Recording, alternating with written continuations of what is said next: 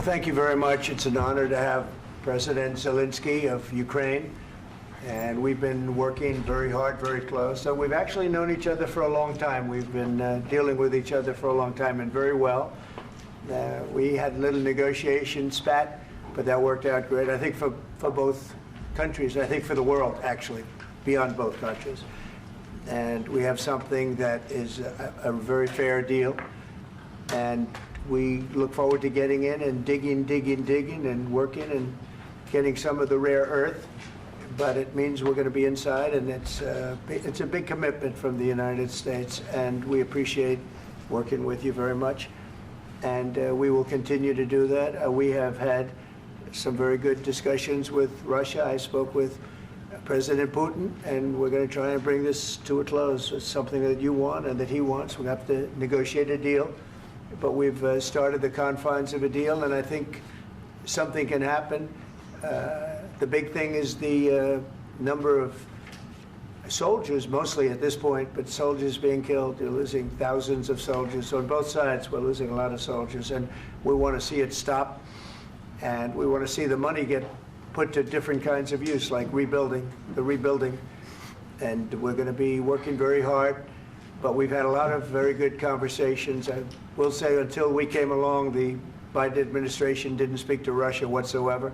They didn't speak to anybody. They just allowed this to continue.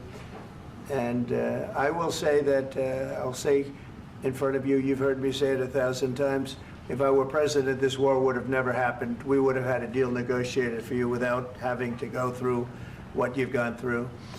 But your soldiers have been unbelievably brave. We've given them great equipment, but somebody has to use the equipment. They've been unbelievably brave, and we give them great credit. This was supposed to be over very quickly, and here we are 3 years later.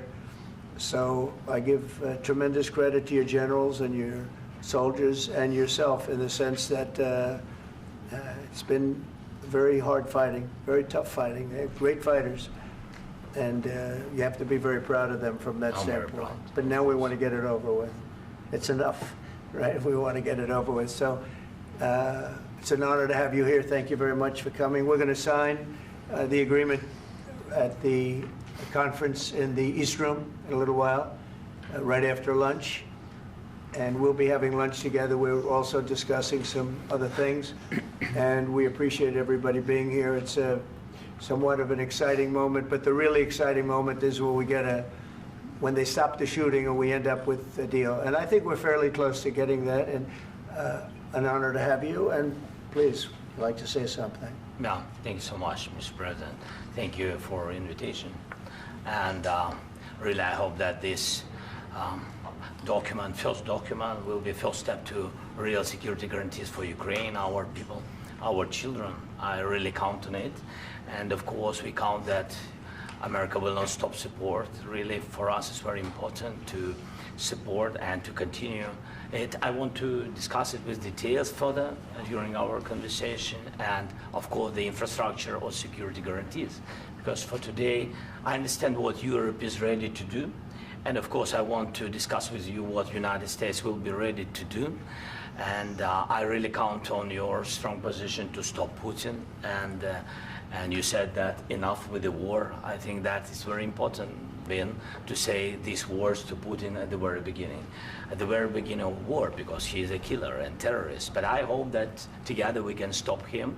But for us, it's very important to, to save our country, our values, our freedom and democracy, and of course, no compromises with the killer about our territories, but it will be later. And of course, what I wanted, we spoke about it by phone with you, about the drones production. We have very good drones production. I think the best one in the world for today because of the war. Yes, and of course, we need very much the air defense. You have the best air defense in the world, and really you helped us under attacks of Russians, and I want to speak how we can exchange the licenses. We're open to share the licenses of all our drones with you, of course, with the United States, and we need licenses for quick production of air defense. Even after the war, we need our nation to be calm, that we are secure. So that's why we need this air shield. And of course, about this I want to speak about the contingents. I think that France and UK already spoke to you, and we know that Europe is ready, but without the United States, they will not be ready to be as strong as we need. And the last point, last not least, about exchange, about our people and children. And you know that these crazy Russians, that they stolen 20,000 of children, Ukrainian children. They changed their names, they changed their families, relatives, and now they're in Russia. We want to bring them back, and really, it's a big dream, task, and goal for me, and our warriors. By the way, Mr. President, we exchanged, released more than 4,000 warriors from Russian prison, but there are thousands more in the prison. I wanted to share with you some images. How it's. I've just can I now? Yeah, please. Some minutes, 1 minute, 1 minute. Just you to understand in what circumstances, in what situation they are, and what the attitude of Russia to our prisoners. That guys, just you before and after. And you see before and after, just you to understand. Now thousands of such guys, ladies and men, there, and that, so they don't eat, they beat them, and they, they do a lot of, bad things.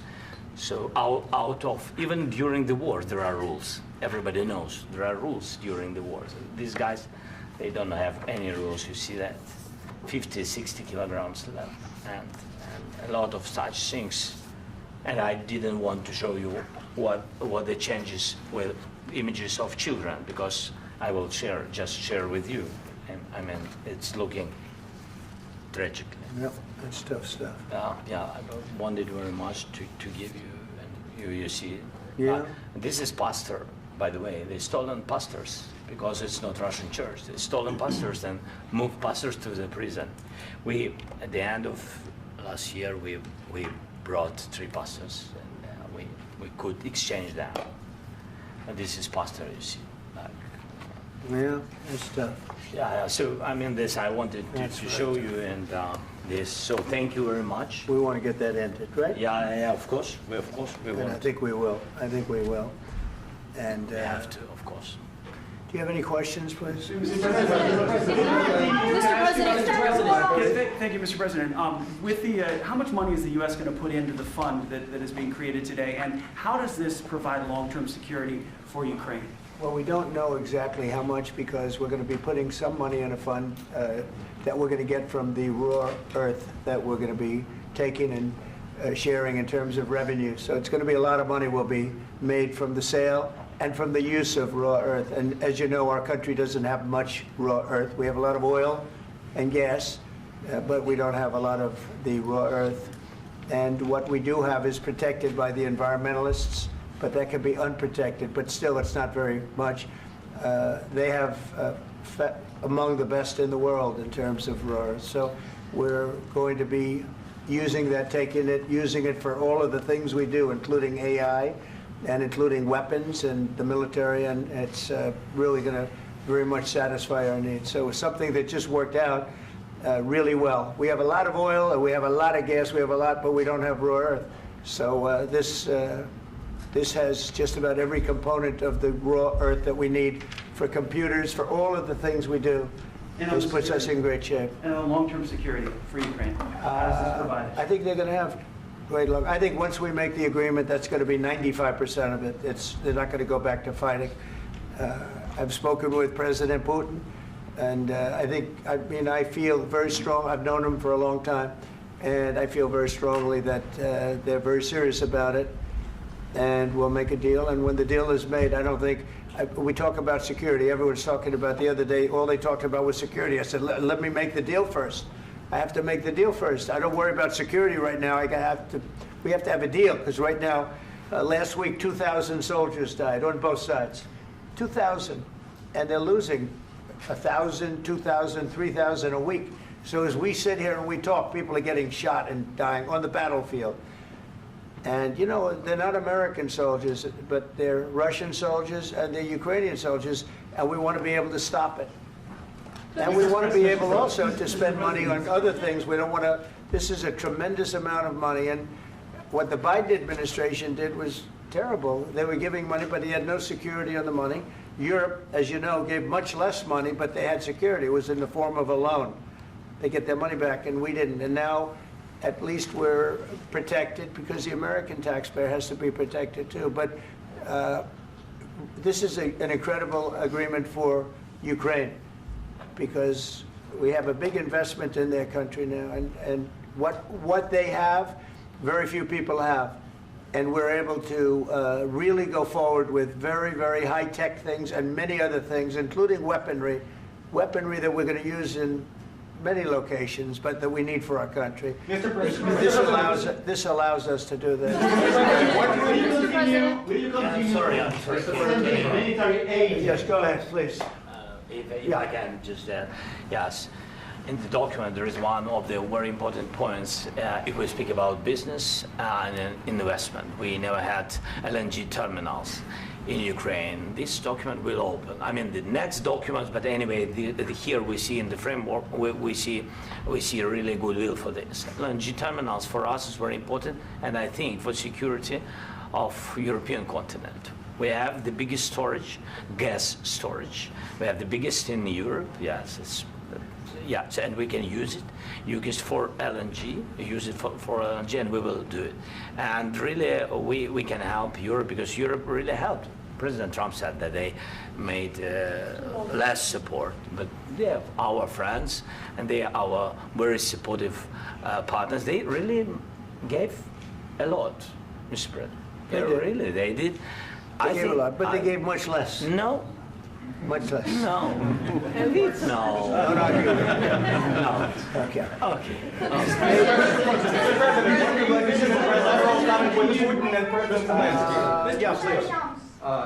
Mr. President Trump, you have repeatedly called the deal with Ukraine as a historical one. And as a President of the United States, you make historical decisions in other issues which affect America and other world. So what place in the world history do you want to take? And do you associate yourself with any famous historical figures? Yeah, I'd say George Washington, Abraham Lincoln. I would say I'm far superior to George Washington and Abraham Lincoln. Now, you know I'm only kidding, right? Because when I say that, the fake news is going to go wild. They're going to say he considers himself to be better than Washington. But you never know. You never know. I don't compare myself to anybody. I'm here to do a job. We've had a great 35 days or whatever it might be, a month, a little more than a month. We've accomplished tremendous amounts. Not only this would be a very great achievement if we could get the war stopped and get them back to normalization. I think that's going to happen. We've had very good talks on both sides, as you know. But I think we've done a very good job, just generally. If you look at all of the things we've done in 30 days, they're saying there's never been a opening for a president. The first month, there's never been a first month like we've had. And this is one of the very important things. This, to me, is one of the most important things because we have tremendous death taking place as we speak, and I don't want to have that. You know, think of the parents, whether they're in Russia or Ukraine, think of the parents of all these people being killed needlessly. They came to our territory. Should have never started. This would have, if I were president, this would have never started. Mr. President, where has out your commitment?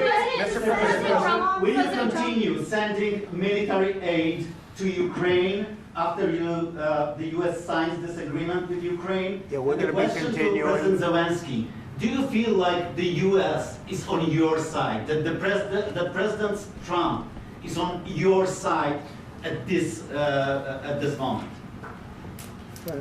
What do you think? He wants to know, do you think that, sort of a stupid question. I guess we wouldn't be here if I wasn't. I think that the United States on our side from the very beginning of occupation, and I think that President Trump on our side, and of course, I'm sure that the United States President will not stop support. This is crucial for us. It's important for us. Yes.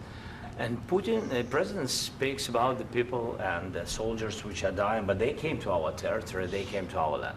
They began this war, and they have to stop. And I think this is the question, with really the most important question. Can President Trump, I hope yes, with some other allies, to stop Putin, withdraw these enemies, our enemy, withdraw these troops from our land? And I think that you asked about the history, I think that if President, or when, he will stop Putin, if President Trump will bring peace to our country, I think he will be on this wall. I think. We've had very, very good talks. What about military aid to Ukraine? President Zelenskyy just said that there will be no compromises with Vladimir Putin. I just wanted to ask both of you, firstly, are there compromises that you think that President Zelenskyy is going to have to make? And President Zelenskyy, is there anything that you might be thinking that you may be able to offer or bring to the table, for example, elections? Thank you. I think you're going to have to always make compromises. You can't do any deals without compromises. So certainly he's going to have to make some compromises, but hopefully they won't be as big as some people think you're going to have to make. That's all. That's all we can do. I'm here as an arbitrator, as a mediator to a certain extent between two parties that have been very hostile, to put it mildly. They've been very hostile. There's been a vicious war. There's been a vicious war. You know, it's a very level battlefield, and those bullets go out, and as I've said many times, we were talking about it with Pete, many times the only thing stopping those bullets is a human body. And in the case we're talking about, generally young human bodies are stopping a lot of bullets. It's dead level. That's why it's great farmland. It's great land. It's great farmland, but there's very little protection against the bullets that are being, and other things that are being shot. So all I can do is see if I can get everybody at the table and get an agreement. And I think we're going to end up with an agreement. Otherwise, I wouldn't probably be even here today. Mr. President, I've got two questions for you. You think ultimately your legacy will be the peacemaker and not the president that led this country into another war and ended foreign wars? And I've got a question. I hope it will. I mean, I hope I'm going to be remembered as a peacemaker. This would be a great thing if we could do this. I'm doing this to save lives more than anything else. Second is to save a lot of money, but I consider that to be far less important. So I hope I'm going to, thank you, Brian, for that question. It was a nice question. I hope I'll be known and recognized as a peacemaker. This would be a great thing to solve. This is a very dangerous situation. You know, this could lead to a third world war. This was headed in the wrong direction. If this election were lost, if we didn't win this election, and by the way, we won it by a lot. That was a mandate. We won every swing state. We won the popular vote by millions and millions of votes. We won everything. The districts, you look at the areas of red, take a look at a map. This was a big mandate, and this was one of the things. I said, we're going to get this thing settled. If we didn't win, I think this could have very well ended up in a third world war, and that would not have been a good situation. What was your second question? And my second question for President Zelenskyy, why don't you wear a suit? You're at the highest, why don't you wear a suit? You're at the highest level in this country's office, and you refuse to wear a suit. Just want to see if do you own a suit? Yeah, problems. A lot of Americans have problems with you not respecting the dignity of this office. I will wear a costume after this war will finish. Okay. Yes, maybe one. Maybe something like this. Something like yours. Yes. That'd be great. Maybe something better. I don't know. Yeah. We will see. Maybe something cheaper than. Yeah. Thank you. Thank you. President Trump. Thank you, President Trump. You said yesterday that you have. Are you going to send more arms to Ukraine in case there's no peace? Yeah, we're going to have arms to Ukraine. Yeah, sure. Hopefully, I won't have to send very much because hopefully we're going to have it finished. We're looking forward to finishing this quickly. We're not looking forward to sending a lot of arms. We're looking forward to getting the war finished so we can do other things. But we very much appreciate the agreement because we needed what they had, and we're treating, you know, our country is now treated fairly. Biden didn't do that. He didn't know what the hell he was doing. This should have never happened. This should have never started.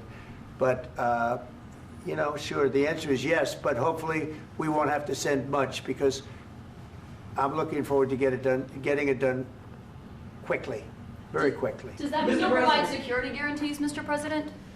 I don't want to talk about security yet because I want to get the deal done. You know, you fall into the same trap like everybody else. A million times you say it over and over. I want to get the deal done. Security is so easy. That's about 2% of the problem. I'm not worried about security. I'm worried about getting the deal done. The security is the easy part. Security is very nice. Everybody stopped shooting.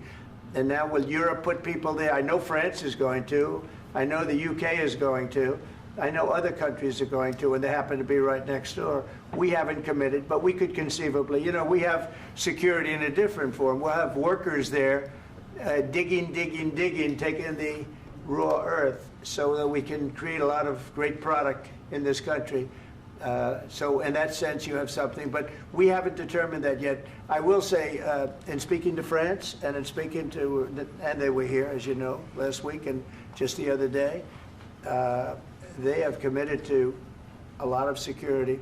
I don't think you're going to need much security. I think once this deal gets done, it's over. Russia's not going to want to go back, and nobody's going to want to go back. When this deal ends, I really believe this deal is going to be over. Question? Yeah, please go ahead. Go ahead. Thank you, sir. Mr. President, thank you. You had both Macron and Keir Starmer at the White House this past week, both of whom praised your courage and conviction to lead the pathway towards peace. Yes. Part of that involved, though, re-engaging Russia in diplomatic relations, something that previous leaders lacked the conviction to do so. What gave you the moral courage and conviction to step forward and lead that? Well, I love this guy. Who are you with? One American News, sir. Well, that's why I like him. One American News does a great job. I like the question. I think it's a very good question. It's a pathway to peace. It's a pathway to getting something solved. And I feel that as the head of this country, I have an obligation to do that. Plus, you know, we're very much involved. We got involved. It's too bad we got involved because there should have been no involvement because there should have been no war. And there shouldn't have been October 7th. That would have never happened. As you know, Iran was broke. They had no money to give to Hezbollah. They had no money to give to Hamas. They were stone cold broke. And then under Biden, they became rich as hell. They went from no money to $300 billion in a period of 4 years. And they gave a lot of that money away, and you see what happened. And that's a real mess also that we hope to be able to solve. But no, I appreciate your question very much. I feel I have an obligation to try and do something to stop the death. If I can answer, yes, if I can answer, Please, sorry, go ahead. please. And I do like your clothing, by the way. Yeah, really? Even though I think he's a great guy, by the way. But I don't know if you two like each other. But you know what? I think he's dressed. I like this guy. I think he's dressed beautiful. So I have more serious things than answer on such Yeah, question. sure, I will answer on more That's serious a good question if statement. I can. That's good. Yeah. So please, about security guarantees and about just ceasefire. We can't just speak about ceasefire and speak and speak. It will not work. Just ceasefire will never work because I'm like a president. I have this experience, and not only me. Ukraine before my presidency, from the 2014, Putin broken 25 times. 25 times he broken his own signature. 25 times he broken ceasefire. But he never broke to me. He never broke to me. No, you were the president. You were the president during. He never broke to me. In 2016, you've been the president, Mr. President. You've been the president, but he had, of course, not with you, but he had during those period. He had conversations with our side, and we had Normandy format. You know, the France, Germany, Ukraine, and Russia, and he broken 25 times. That's why we will never accept just ceasefire. It will not work without security guarantees. Security guarantees, maybe President is right about this document and other, but this document is not enough. Strong army is enough because his soldiers afraid, Putin's soldiers afraid of our soldiers when we're strong enough. If we are not strong enough, if we are empty, if our storage is empty, we can't defend our land. Today, you know, he knows that we have all the world knows that we have meeting, yes? Why he's using ballistic? Putin today using ballistic on our hospitals, schools, and etc. Ballistic. So he knows that we are here and that President Trump is really have goodwill to stop this war. And you hear now the president. So why he's using? So he doesn't want to stop. He doesn't want. But I hope that we will do it. Really, we'll do it. Security. When we speak about security guarantees, when the Europeans are ready for contingents, they need USA backstop. If there will not be United States, we will not never have any contingents, strong contingents from the Europeans, because they don't want to divide alliance connection between the United States and the main and strongest ally and Europeans. And this is crucial, this is important. That's what we want to speak about very much. This is very important. And air defense. So air defense, really, we have big deficit with all these systems, and we need to provide this. We need it very much. Otherwise, Putin will never stop, and will go further and further. He doesn't want. He hates us. You know, it's not about me. He hates Ukrainians. He thinks that we are not a nation. He thinks, and he shared these thoughts. I think maybe with your team also. I don't know, but with all the Europeans, in media, officially and not, he always said that there is no such country, such nation, such language, and such life like Ukrainian. No, he really doesn't respect all the Ukrainians, and he wants to destroy us. And you are right, Mr. President. That's 2%.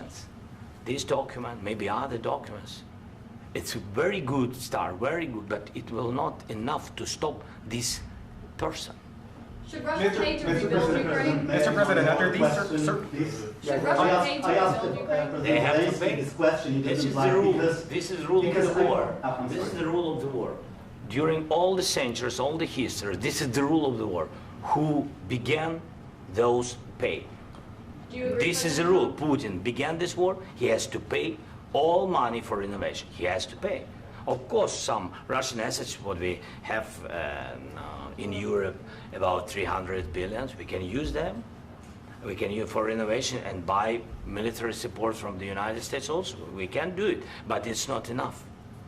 It's not enough. President, under these circumstances, do you envision a trilateral summit with Putin and President Zelenskyy? Wait 1 second. I asked this question that you didn't like because I wanted to know if you want to position yourself in the middle between Russia and Yes. Ukraine, or on the Ukraine side. No, I'm in the middle. I want to solve this thing. I'm for both. I want to get it solved. And it's wonderful to speak badly about somebody else, but I want to get it solved. If we can solve it, great. If we can't solve it, they're going to have to fight it out, and who knows what's going to happen. But I want to see it get solved. May I follow up? One more question about U.S. troops in Europe. After Russian invasion of Ukraine, your predecessor sent additional troops to Eastern Europe, including Poland, my country. Yeah. Are you committed to keeping these troops on the eastern flank of NATO in the future? I'm very committed to Poland. I think Poland has really stepped up and done a great job for NATO. They, as you know, they paid more than they had to. They are one of the finest groups of people I've ever known. I'm very committed to Poland. What about Baltics? Poland's in a tough neighborhood, you know. What about the Baltics? The Baltics, they got a lot of, it's a tough neighborhood too, but we're committed. We're going to be very committed, and we're committed to NATO. But NATO has to step up, and the Europeans have to step up more than they have. And I want to see them equalize, because they are in for far less than we're in, and they should be at least equal. You understand that? Why is the United States, we have an ocean in between, why is the United States in for so much more money and other things as Europe? With that being said, and as you said, they've also been obviously very helpful, but we have put in far more than they have, and I think they should equalize. Mr. President, Please, go ahead. Ask you about the agreement again today. What changed between the first time that Secretary Bessent gave President Zelenskyy the agreement and today for the signing? We made a deal. So What was the I'm just, deciding factor? I'm a business person. We made a deal. That's what changed. Along with minerals. I didn't think we were going to make a deal, and We ended up making the deal, so that changed. Mr. President, what and how do you envision a trilateral summit with President Zelensky and Putin? I don't know, under but these well, they circumstances? don't like each other, I can tell you that. Okay? They do not like each other. This is not a love match, and it's unfortunate. That's why you're in this situation. The United States should not have allowed this to happen, okay? The United States, run by a man that didn't know much, I'm going to be very nice, run by an incompetent person, very incompetent person, should never have allowed this to happen. I've stopped wars. I've stopped many wars. My people will tell you, I stopped wars that nobody ever heard about. I stopped wars before they ever started. You can look at some of, I could give you a lot of nations that would tell you right now they were probably going to war. I could tell you right now there's a nation thinking about going to war on something that nobody in this room has ever even heard about. Two smaller nations, but big, still big. And I think I've stopped it. But this should have never happened. Mr. President, Sorry, just a second. About any negotiations. First of all, I want really to tell you, and I think that everybody understands that Ukraine, more than Ukrainians, nobody wants to stop this war. But at the future, any negotiations, it's understandable that two sides of the war, not Russia and the United States, because this is not the war between Russia and the United States. This is war of Russia against Ukraine and Ukrainian people. So these two sides will be at the anyway will be at the negotiation table. Then of course United States, like the strongest partner of the Ukraine, and of course Europe. I think Europe is very important. I want to speak about it with the president. Yes, Europe is very important for us because we really defend Europe for today. All Europeans really recognize that we are defending the line, and they have real life, and our people are dying. That's why they helped us. And also, it's about the NATO. Yes, between, like the president said, you have big, nice ocean.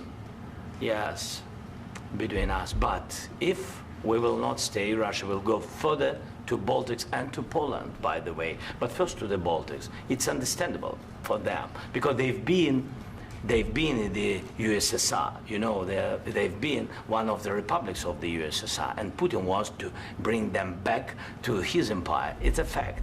And when he will go there, if we will not stay, you will fight. Your American soldiers, it doesn't matter, do you have ocean or not, your soldiers will fight. Mr. President, would you be willing to visit Ukraine, maybe Kyiv or Odessa, which is known to be at the Riviera with Black Sea? It was my question. I'm sorry. I don't want to talk about Odessa now. Let's not talk about Odessa. I want to talk about making a deal, getting peace. We don't have to talk about Odessa, but a lot of cities have been destroyed. A lot of cities that are not recognizable. There's not a building standing. No, and a lot of things. Mr. President, you have to come and to look. No. We have very good cities. Yes, a lot of things have been destroyed, but mostly cities alive, and people work, and children go to school. Sometimes it's very difficult. Sometimes closer to front line, children have to go to underground schools or online. But we live. Ukraine is fighting, and Ukraine lives. This is very important. And maybe it's Putin is sharing this information that he destroyed us. No, he lost 700,000 people, 700,000 soldiers. He lost everything. Yes. So. Mr. President, one more. I mentioned Poland. Please, go ahead. When did you last speak with President Putin, and what did he say that? A couple of days ago. And what did he tell you that gave you the assurance that he wanted peace? Well, that's what I do. My whole life is deals. I know pretty good. And I've known him for a long time. I've dealt with him for a long time. He had to suffer through the Russia hoax. You know, Russia was a hoax. It was all Biden. It was nothing to do with him. So he had to suffer through that, and he was able to do that. I think that he wants to make a deal, and he'd like to see it end. That's all I do. That's what I do. My whole life, that's what I do, is make deals. And I'm in the middle of a mess, because this is a real mess. It's a very dangerous one. If this doesn't get solved now, it's not going to get solved for a long time. So I hope we're going to get it solved. In the back, please. Thank you, Mr. President. Prime Minister Starmer claimed repeatedly that his government believes in free speech and was not engaged in censorship. But his country's government arrests people for memes and thought crimes, and even more worrisome is pressuring American companies to censor Americans on its behalf. How can he be a reliable, trustworthy partner when he says things that are demonstrably false on such an important topic? Well, we actually spoke to him about that yesterday, and we thought they took it very, very much too far. JD was very strong on it. So was I. So was Marco. And we've been speaking to him about it. Marco, would you like to say something about that? Yeah, we have concerns, obviously, with the conduct of theirs, particularly as it impacts Americans. And there's real concern that American speech, which is online, could fall into the hands of British or any country's jurisdiction. And so this is a point the Vice President made at Munich, and I think it's a very compelling one, that what unites us with Europe, as much as anything else, is these shared values, and one of them being free speech. And so if Americans are threatened by it, we're going to need to take action in that regard. Mr. President. It's actually a very important question. We spoke about this in detail with the Prime Minister, the Foreign Secretary, and others at lunch yesterday. And I know that Secretary of Commerce Lutnick followed up in private meetings last night. This is really important. We believe Americans have the right to speak their mind, even if we in this room disagree with them. They have the right to speak their mind in the public square, which is often online these days. And we're going to defend that right as it pertains to American companies and American citizens vigorously if we have to. I do think that under the President's leadership, we're going to find common ground with our friends in the UK on this question, but it remains to be seen. The principle that will guide us is we believe in free speech in this country, and we'll fight for it for American citizens. Mr. President, on the deal, is there any other oil and gas component to the deal? Is it all critical? A little bit. We'll see. On LNG? But we're not really looking for that so much. We got a lot. We have more than anybody in the world, by far.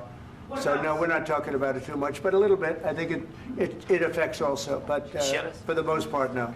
And sir, is there any agreement from Ukraine to purchase U.S. LNG as part of the deal, or is that on the table at all? No, we don't need that. Mr. President, I just wanted to ask you about, you just mentioned that you'd spoken to Vladimir Putin a couple of days ago. Just to be clear, that's a new call, not the one that you... I've spoken to him on numerous occasions. Okay. And how was the latest call? What did you discuss? How did it go? Are you serious with that question? I am. I'd love to know. It went well. I think we're going to have a deal.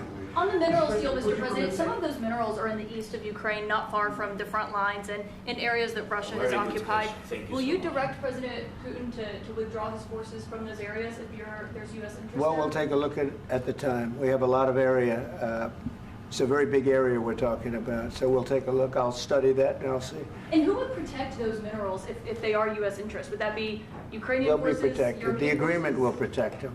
U.S. The agreement, yeah, we're signing an agreement. Right, but what if Russia tries to invade or there's Russian aggression in those spots? I just told you, I don't think that's going to happen. And if that were going to happen, I wouldn't make a deal. If I thought that was going to happen, I wouldn't make a deal. Some people may wonder why... You know, they ought to focus on CNN on survival, not asking me these ridiculous questions. Focus on surviving, because CNN's got such low ratings, I don't think they're going to survive. Let's go.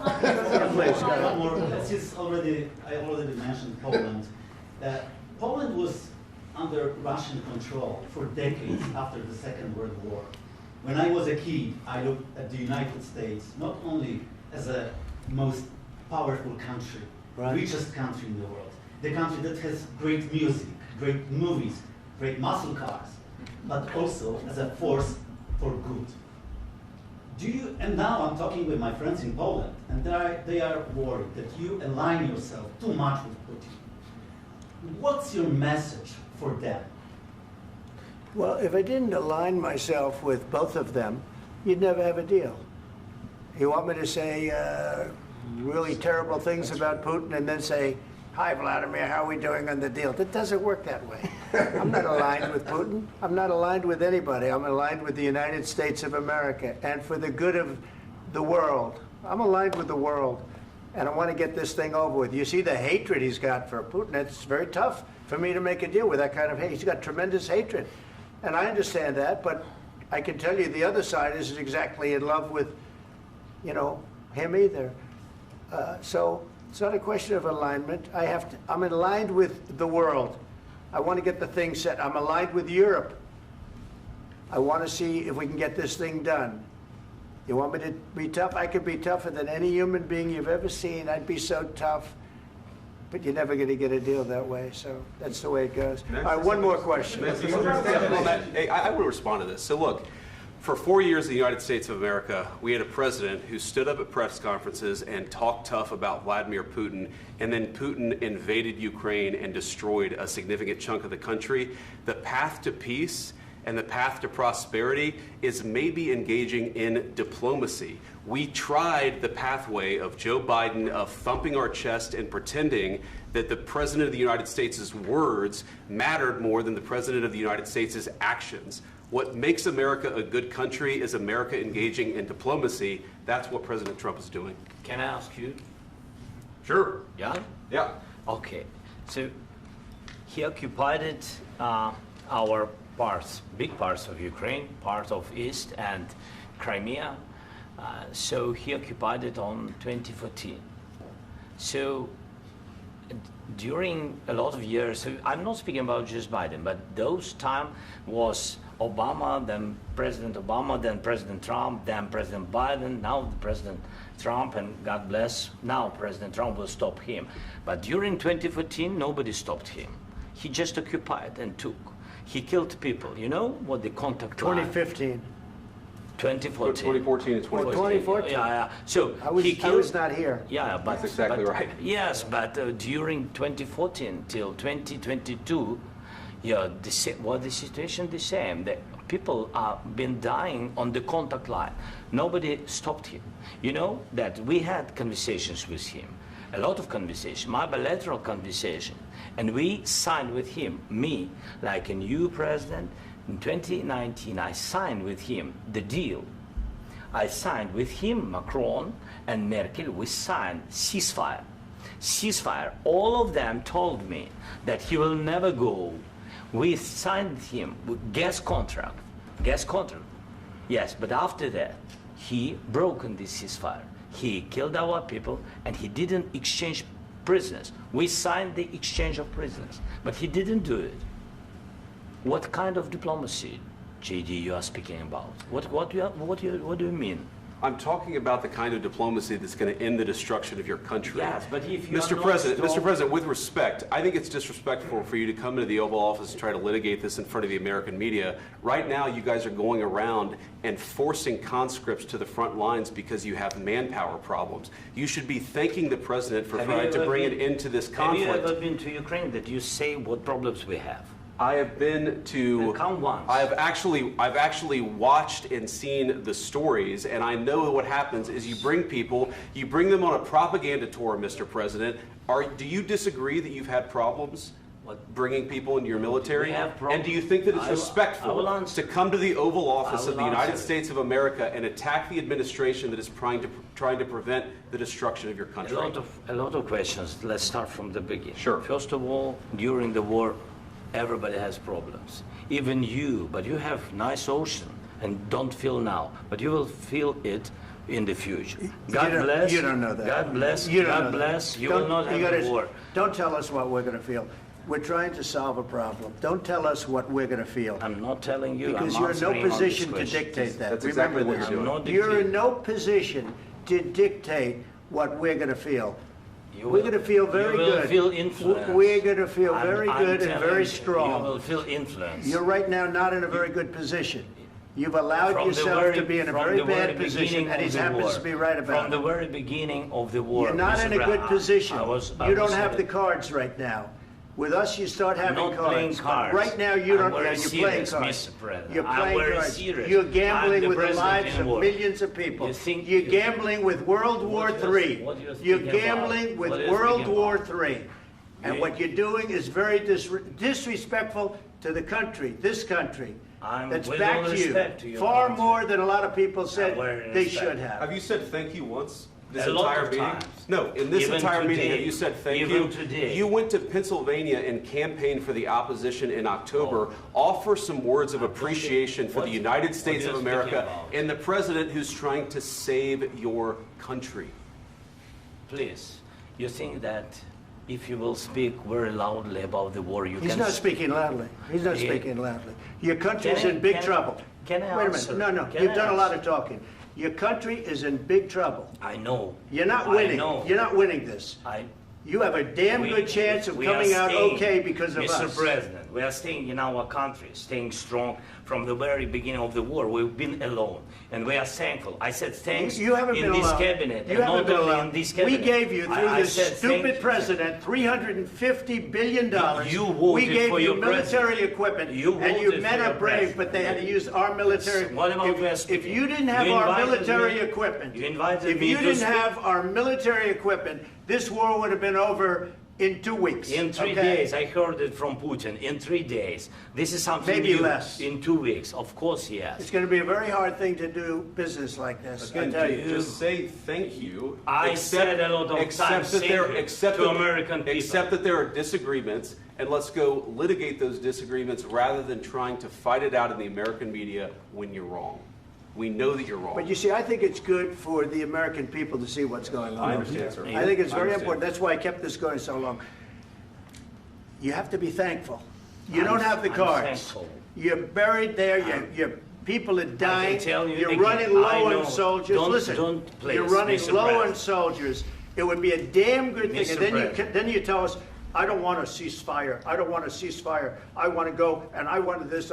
Look, if you could get a ceasefire right now, I tell you, you take it so the bullets stop flying and your men stop getting killed. Of course, we want to stop the war. But you're I saying said- you don't want a ceasefire. But I said to you, I want a ceasefire. with guarantees. Because you'll get a ceasefire faster than an agreement. Ask our people about ceasefire, what they think. That wasn't it doesn't with matter me. for you what That what wasn't is- with me. It That was wasn't with you. a guy named Biden, who was not a smart person. This That is was your, with, this that was is with your Obama. president. It was your president. Excuse me. That was with Obama, who gave you sheets, and I gave you javelins. Yes. I gave you the javelins to take out all those tanks. Obama gave you sheets. In fact, the statement is, Obama gave sheets and Trump gave javelins. You got to be more thankful, because let me tell you, you don't have the cards. With us, you have the cards. But without us, you don't have any cards. One more question to Mr. Vice President. I'm sorry. It's going to be a tough deal to make, Um, because the attitudes have to change. What if Russia breaks ceasefire? What if Russia breaks peace talks? What do you do then? I understand that it's a heated conversation right now. What are you but saying? what She's if asking, what if Putin Russia breaks the breaks ceasefire? What if anything? What if a bomb drops on your head right now? But they have Okay? broken ceasefire. What if they broke it? I don't know. They broke it with Biden because Biden, they didn't respect him. They didn't respect Obama. They respect me. Let me tell you, Putin went through a hell of a lot with me. He went through a phony witch hunt where they used him and Russia. Russia. You ever hear of that deal? That was a phony Hunter Biden, Joe Biden scam. Hillary Clinton, Shifty Adam Schiff. It was a Democrat scam. And he had to go through that. And he did go through it. We didn't end up in a war. And he went through it. He was accused of all that stuff. He had nothing to do with it. It came out of Hunter Biden's bathroom. It came out of Hunter Biden's bedroom. It was disgusting. And then they said, oh, the laptop from hell was made by Russia. The 51 agents. The whole thing was a scam. And he had to put up with that. He was being accused of all that stuff. All I can say is this. He might have broken deals with Obama and Bush, and he might have broken them with Biden. He did, maybe. Maybe he didn't. I don't know what happened. But he didn't break them with me. He wants to make a deal. I don't know if you can make a deal. The problem is, I've empowered you to be a tough guy. And I don't think you'd be a tough guy without the United States. And your people are very brave. But you're either going to make a deal or we're out. And if we're out, you'll fight it out. I don't think it's going to be pretty, but you'll fight it out. But you don't have the cards. But once we sign that deal, you're in a much better position. But you're not acting at all thankful. And that's not a nice thing. I'll be honest, that's not a nice thing. All right, I think we've seen enough. What do you think? Huh? This is going to be great television, I will say that. All right. We'll see what we can do about putting it together. Thank you, sir. I need the back of this. We'll see. I don't know. All right, guys, come on. Wait. Hey, let's go. Guys, come on.